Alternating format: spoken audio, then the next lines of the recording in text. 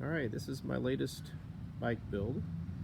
Took a bike I bought off Facebook Marketplace and I started putting together all the parts and pieces for this gas bike build here. I got the engine off Northern Tool. I had to buy a new rim. Actually, it's got two new rims, but the particulars about this rim is that it has a disc brake attachment, and then I put an offset sprocket on it instead of the disc brakes. It still has rim brakes, so it has all new tires, new tubes, new fenders, and it had to have the adapter for the GXH50 to go to the transmission, and so the adapter came from Staton.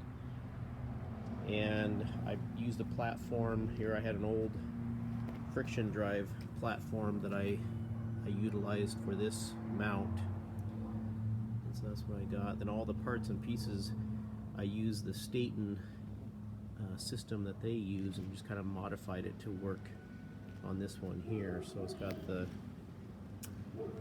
supports coming up, and the neat thing about these supports is that it keeps a tension on the chain, so there's no chain tensioner. So by adjusting these little bolts there, you can raise it up and keep the tension tight, and it stays pretty good. I got an extra gas can on there. Oh, this is a brake light. So that's a brake light from Bikeberry. It's pretty basic. The transmission's from Bikeberry.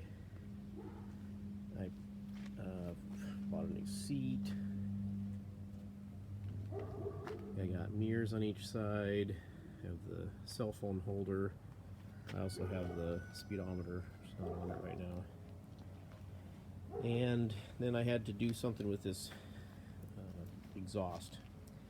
So the exhaust was just a little too close. I bent a piece of pipe there and vented it away. Then I put some heat, exhaust wrap on it, so it's not so hot, so I don't have to worry about getting burned. So it works really well. Took quite a while. Took quite a bit of parts and pieces and redoing things. I'm pretty new to this, so